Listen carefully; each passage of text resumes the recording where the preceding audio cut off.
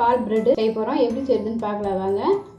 இந்த சேனல் புதுசாக இருக்கவங்க சப்ஸ்கிரைப் பண்ணிங்க, மறக்காமல் பெல் பட்டன் வைக்கிறீங்க.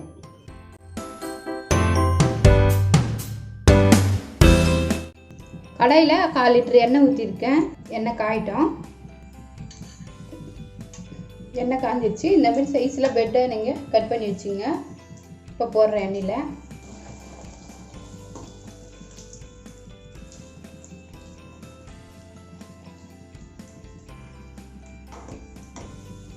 ஒரு கோல்டன் நேரத்தில் வந்த பிறகு எடுத்துடலாம் பிரெட்டை.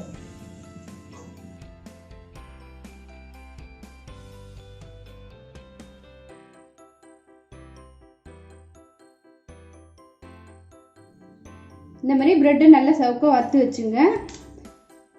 நான் சின்னதாக ஒரு கடாய் வச்சுருக்கேன். ஒரு 1/4 லிட்டர் பால் ஊற்றிருக்கேன். அது கொதிக்கணும். அதிலே கொஞ்சம் தண்ணி ஊற்றிக்கலாம். ஒரு 1/2 கப் தண்ணி ஊற்றிடுறேன் இந்த பாலில். அது நல்லா கொதிக்கணும். கொதிக்கிட்டு கொஞ்சம் நேரம். பால் பொங்குது நல்லா. இப்போ ஸ்லோ பண்ணிங்க அடுப்பை. இது ஒரு 5 நிமிஷம் நல்லா கொதிக்கிட்டோம். பால் ஸ்லோலியே வச்சு கொதிக்க வச்சுங்க. இப்போ நல்லா பால் கொதிக்குது. இப்போ நம்ம 1/2 கப் நாட்டு சக்கரை சேர்த்துக்கலாம்.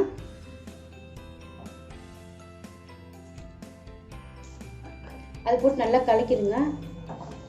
நாட்டு சக்கரை நல்லா கரையணும். நாட்டு சக்கரை இருந்தாலும் போட்டுக்கலாம், நீங்கள் வெறும் சக்கரை இருந்தால் கூட போட்டுக்கலாம், எது வேணாலும் போட்டுக்கலாம். நல்லா கிளறி விட்டுக்கிட்டே இருங்க. கொதிக்கிட்டோம்.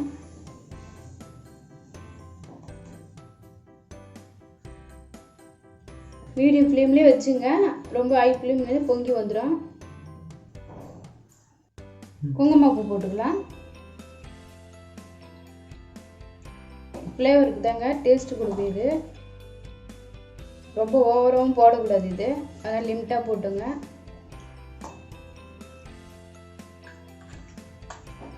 எல்லாம் கரைஞ்சிடுச்சு. கருப்பு திராட்சை, காஞ்சி திராட்சை இதில் வந்து கட் பண்ணி வச்சுங்க. பிஸ்தாவை நல்லா பொடியாக கட் பண்ணி வச்சுங்க. பாதாமும் கட் பண்ணி வச்சுங்க. இது எல்லாத்தையும் நல்லா கட் பண்ணிங்க. இப்போ நம்ம இதில் போட போகிறோம். அவ்வளோதாங்க.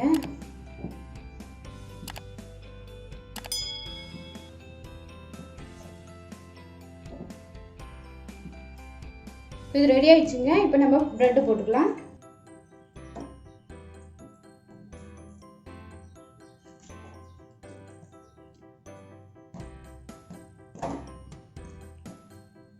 நல்லா இது மாதிரி முக்கி விட்டுருங்க.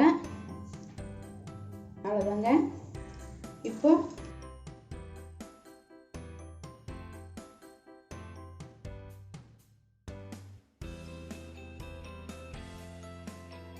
ஆஃப் பண்ணிடலாம் ஸ்டவ்வை. கொஞ்ச நேரம் இது வந்து ஒரு 5 நிமிஷம் பாலில் விட்டோம். மலாய் பால் பிரெட் ரெடி ஆயிடுச்சுங்க. அவ்வளோதாங்க. ஈஸியான டிஷ் தாங்க. நீங்களே செஞ்சு பாருங்கள். எப்படி இருக்குன்னு சொல்லுங்கள்.